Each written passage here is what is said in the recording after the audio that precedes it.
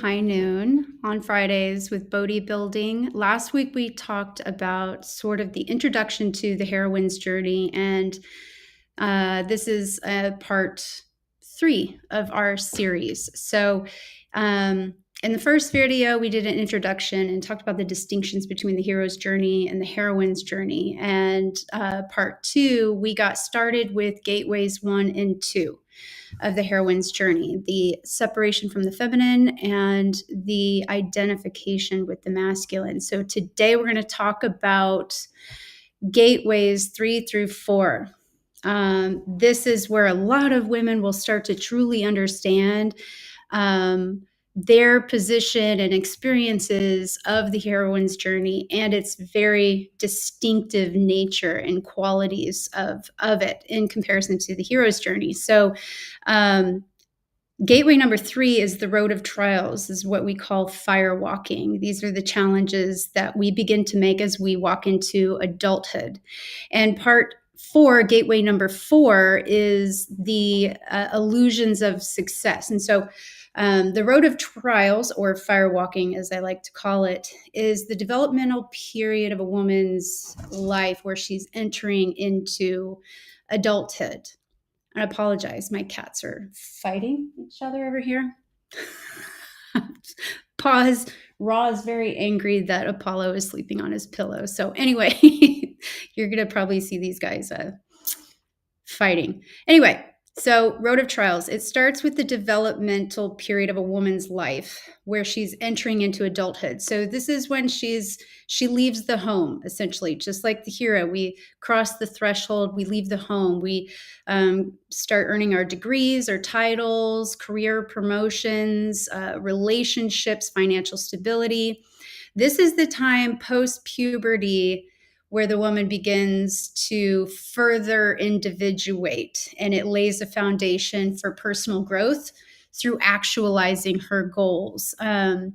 This is characterized by meeting the two-headed dragons too, which we'll talk about very soon, which leads to the illusions of success and thus the addiction of that, which becomes a bit of like a vortex, the spiral. Oftentimes, a lot of women on their heroine's journey will spend a lot of time in gateways 2 and 3 because they are re-meeting the two-headed dragon. She's slaying the head, another head grows back, she slays, grows back again. So getting into it, this is also when I talk about in my other course, Holistic Health and Performance for Women, I talk about the 4 main developmental archetypes of women. We have the maiden, the wild woman, the mother creator, and the wise woman. So in puberty, the woman or the heroine is entering into her wild woman phase. It's still very immature. So as she moves into gateways 3 and 4, her road of trials of the heroine's journey,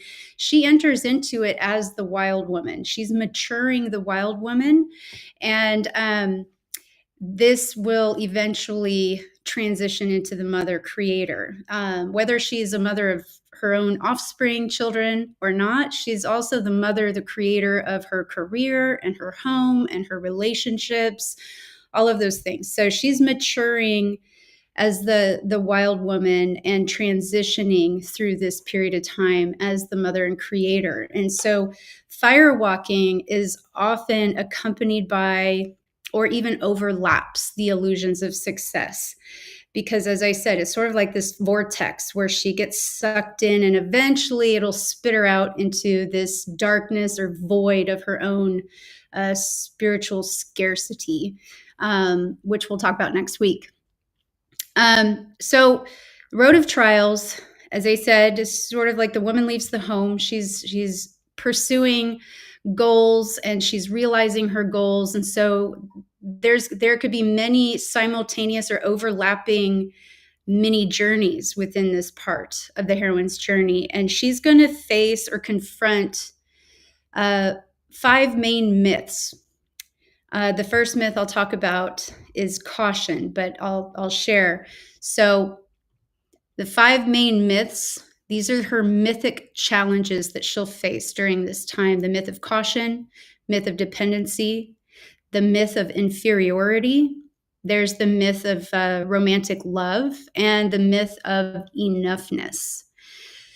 So let's start with the myth of caution. She begins to overcome this myth of caution in puberty when she enters into the wild woman individuation stage. So even in high school, she'll start testing herself, dipping her toes into this, and this myth will carry over as she enters into adulthood. So she's already testing herself against sort of some patriarchal standards. She's already identified with the masculine. She learns that she can believe in herself as long as she abandons herself. We talked about that in the last video, where she abandons the feminine. There's the separation of the feminine and an identification with the masculine. So what she learned during this time is she can believe in herself. She's got the self-esteem to overcome things, the courage to do it, as long as she can abandon or continue to separate herself enough from her own feminine nature. And this can be done through school, academics, athletics, self-expression, hobbies. She may pick up a little bit of activism. Again, carrying over into adulthood, this becomes survival because this is what she learned through puberty. So she continues this cycle through adulthood, which becomes a double-edged sword. And so what this myth can look like as she starts this confronting it is her own inner thoughts, her own inner critic could be, if I dress like this, then this happens. If I date so-and-so, people will think this. If I say blank, then others will assume this. That's the adversary of her own nature developing. And outer adversaries could be people in her community, her family, her school, her social circles, and things like that. And so that can show up challenging her to confront this myth of caution with others saying, if you don't do blank, you're not going to make varsity. You can't do both things, or people will judge you if blank, or you might want to be careful, you could get hurt. There's a lot of cautionary myth being developed through that time. Again, it carries over into adulthood, and she'll confront that by constantly challenging and testing herself. And again, as I shared in the video of Gateways 1 and 2, this is where she's always confronting this self-doubt, but it's ultimately to prove herself, usually by abandoning herself. The second myth is dependency. Women learn a lot during younger years that self-esteem and confidence is earned through her display of independence. And so we begin to reject the idea that dependency on others is a good thing. We reject dependency. We see it as a sign of weakness, or it could signal you as someone who is a burden.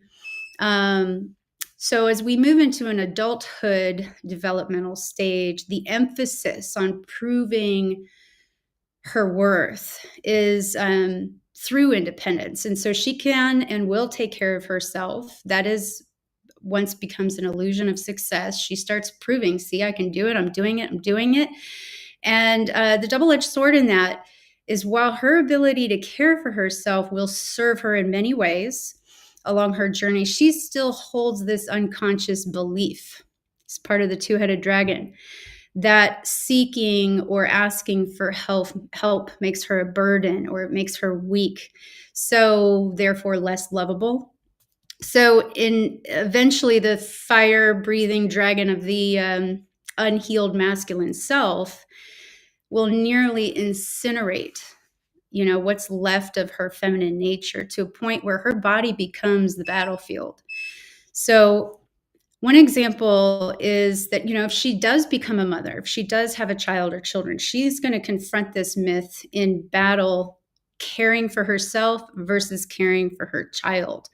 And she'll try to do both equally, most likely to no avail. And the things that will suffer are her body, her health, her relationships, maybe her marriage, work, and even in some ways, unfortunately, her child.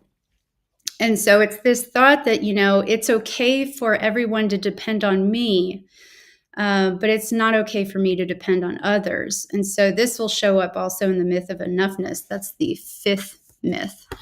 And these often can overlap. And again, each woman will have sort of her own mosaic of what this looks like. The myth of inferiority, that's the third. This is our inner critic, the perfectionist. Marion Woodman often talked about this one. It's often the archetype of the wounded child and or the unhealed masculine self, which she is hanging on to. Again, she's in survival mode, but consciously she believes she's in success mode. So that inner critic has taught her in her young adulthood that being herself means being anything that is not her mother, not her father, not her religion, not the traditions she's learned or grown up with, or was exposed to, that the fringe is where she'll find herself. And externalizing her identity by being anything they think I can't or shouldn't be. This is the rebellion of the wild woman. And it also serves her very well along her journey, and it will show up later on as she matures into the wise woman. This isn't wrong. She'll only find out it's wrong later. But encountering this myth and going through this myth is absolutely necessary, and it serves a purpose. So without it, she can't grow through awareness. But it too is a double-edged sword. She must confront this in gateways 5 and 6 when she experiences spiritual emptiness. For example, she may later learn that in the encouraging, feminist idea that you can be more than just a mother, may potentially have been sourced from a very toxic internal patriarchal belief that views being a mother as less than. And she may confront that in terms of maybe she does become a mother, or maybe she has siblings. So now she's got nieces and nephews, and she sees that being a mother isn't just anything. It's not less than. So she'll confront this myth. So it's always tested. The inferiority myth is always tested, even the most confident, even against the most alpha women, very strong, because their own feminine nature is seen as inferior until that myth shows up and proves that their own feminine nature is actually a necessary power. The fourth myth that she'll confront in her firewalking and illusions of success is the myth of love. This is a big one. Again, she probably already started this in high school, maybe even earlier, testing out relationships, testing out her sexuality, kind of moving through all of that, figuring out who she is. But the myth of love is going to be experienced by the heroine in many ways. And as a society and culture, we promote many often contradicting myths about love. Most of these myths do not emphasize enough that love begins with loving oneself. And some that do promote that idea tend to go way over to the other extreme. So she must, in order to love herself, she must experience the love of and by others. And through her relationships and loving others and receiving love from others, she's going to understand what it means within herself to love herself. And So there's just so many universal types of myths about romantic love, and again, she's gonna experience her own blueprint versions of them.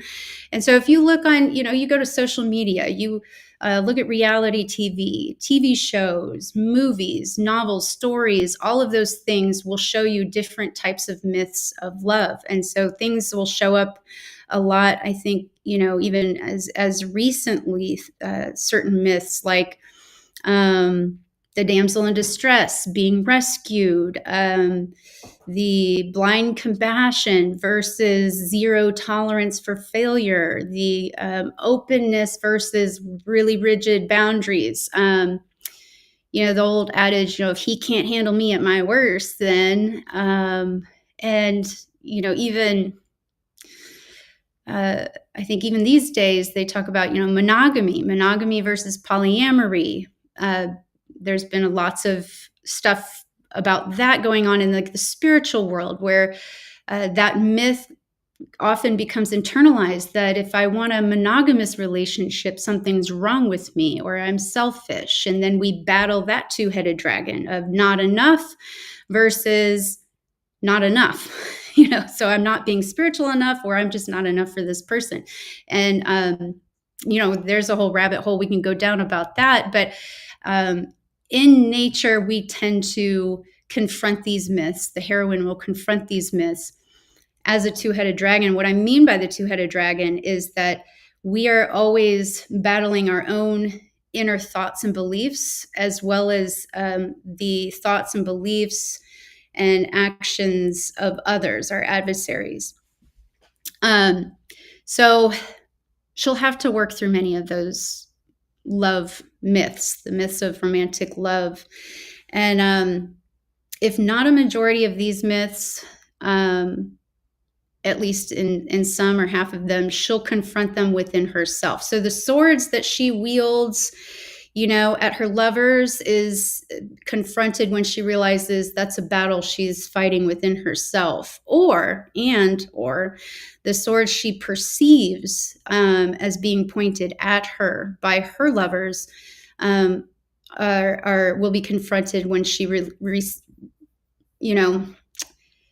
she realizes that that's actually a reflection of her own self-abandonment. And so it's always important to know thy myth. And if you want to know your myth, especially around love, just take a look at our society and culture and the media and entertainment. Look at the TV shows and popular stories and movies. I looked up, before I did this video, I looked up all the top 5 reality shows rated by women, the top movies rated by women in the past decade. And we've got, reality shows: Love is Blind, Love Island, The Bachelor, Desperate Housewives. These are all majority, 80% viewership is women, and some of them more. They provide very dramatic emotional narratives, drama, suspense. And you look at some of the most popular movies in the past decade and more. We've got Handmaiden, Barbie, Bridesmaids, Hunger Games, Superwoman. The list goes on. And so what do these show us about myth? And which ones were your favorite? Because again, that's going to reveal a lot about what your love myth is. So if you got, Bridesmaids and Handmaiden and Barbie, there's a lot of narratives about victimhood and oppression and beauty and sex. But then also at the top of the list was Hunger Games and Superwoman. So there's a contradictory, again, about power and strength, and I can do it all. So like even in the list of the most popular femme movies, you've got a two-headed dragon. So love movies, genres that were really popular amongst women: Magic Mike, The Notebook, The Twilight series, 50 Shades of Grey. Once again, you look at Magic Mike, can you imagine?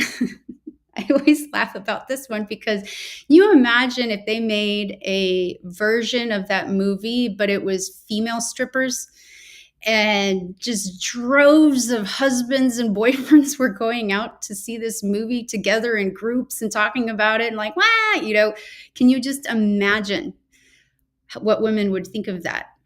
But we celebrated it. We celebrated Magic Mike as like a ha, like, yeah, we're going to objectify you too. So that was like our own inner feminine projection. And so then we've got Notebook, the damsel and the hero. She's kind of all over the place, and he's just a consistent, strong, masculine, patient.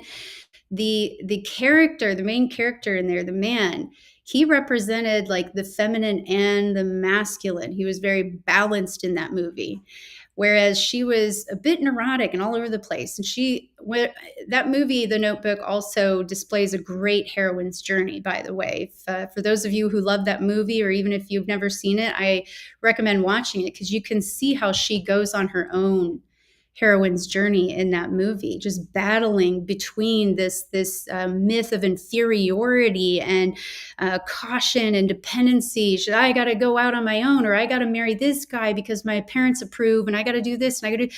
And then she realizes finally that, nope, I'm going to do what I want to do, what I love. And there's that famous scene where it's raining. And he's like, what do you want? What do you want? And she's, I don't know. And she's crying, I don't know.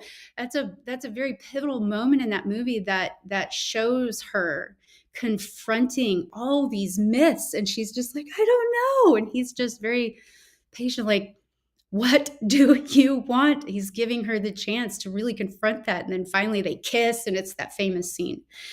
And so then we got the Twilight series. That was fun. Also sort of damsel hero, where it's like, the myth of love is a man who's like always hovering over you, always watching you, always protecting you, always interfering, making sure you're not doing something stupid, watching you while you sleep. That's weird. And man, I remember when that came out, women were younger. I was in my 20s, mid to late 20s, and there were a lot of women, teens and 20s, that were just obsessed with that movie. So what is the myth of the love in Twilight? I'm not going to spend too much more time on this. You guys could probably psychoanalyze 50 Shades on your own. I don't want to get too distracted. So all that to say is, like, think about all your favorite stories and what shows you're watching, and the narratives that are being sort of like mass produced out there about love, and how they all pretty much really contradict each other. So the final myth that the heroine will confront is the myth of enoughness. And man, does this have its own sort of like metaphorical double, triple, quadruple edged sword to it. It's where she's working through all the former myths. She may confront this myth of enoughness simultaneously as she's still working through these other myths. She's learning how to set limits. I think she gets to the point, or I imagine each heroine that confronts the myth of enoughness will get to a point where her energy spent in any or all experiences is, even including the energy of her own thoughts and beliefs, are too much. And she doesn't have enough to keep recharging that battery. It can't, like, the charge isn't keeping up with the amount of energy she is using. And so, sort of like with the state of the myth of dependency, she begins to feel herself burn out. And though she's not yet aware that the source of this is the sacrificing of her own feminine nature, she's physically, emotionally, spiritually, mentally losing energy. She cannot fully recharge. Like I said, she has no choice but to set limits. And this recognition will bring her back into herself. She's feeling it in her body. She's feeling it emotionally. The psychic stress that she's going through is just becoming too much to bear. And she can no longer continue to slay queen, because, going through her life like that, every time she cuts the head off a dragon, another one grows back. And so she's confronted, by nothing you do will ever be enough until you say, enough is enough. And so I'll end this with the quote by Marion Woodman. She says, the tragedy of modern women today, it's not that they don't have enough to do, it's that she's been bound, tied, and shackled by 1,000 invisible streams, many of which contradict each other, and they strangle one another. She's born into a web of experiences and expectations spun long before she took her first breath, a net woven of ancient archetypes and modern demands that do not know each other and cannot make peace. If you have to rewind that to listen again, I highly recommend you do, because that quote by Marion Woodman really wraps up sort of this, the Firewalking Gateway 3 into and Gateway 4 illusions of success. When that starts to come down, when the high of her success begins to spiral down, she begins to get sick. She's getting headaches. She's having reproductive issues, endocrine issues, chronic fatigue. She can't sleep well. She's depending on coffee. She's depending on downers. She's trying to distract herself and disconnect from things because it's too much.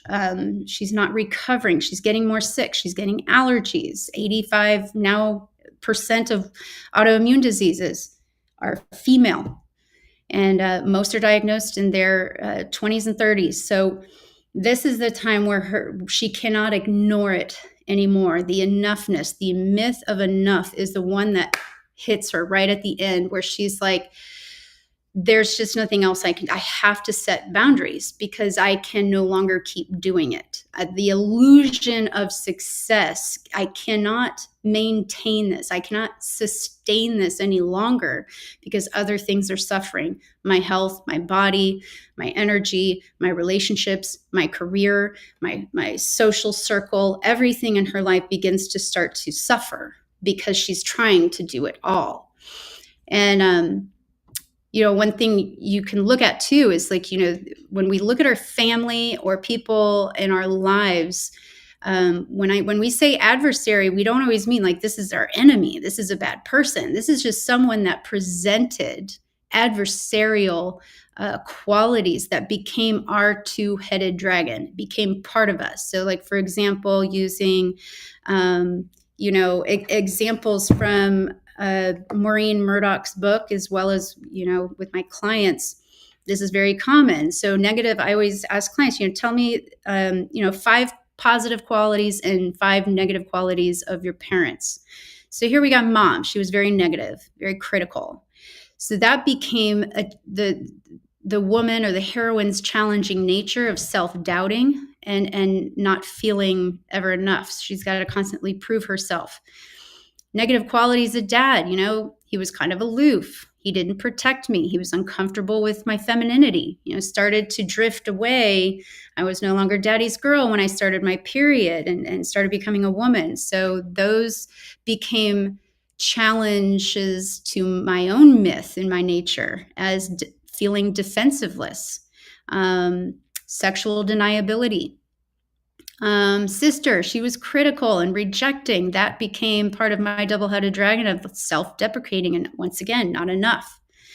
So it, always good to ask yourself, you write down what the people in your life, even the greatest people in your life, they have all the positive qualities. They've been your allies, but they can also serve as adversaries because they're going through their own journey too. They're working things out themselves. So their parts of their own myth can become your adversary as well. So you ask yourself, what are some negative qualities about my mother, or my brother, or my sister, my teacher, my coach, this, my first boss, etc., my best friend in middle school.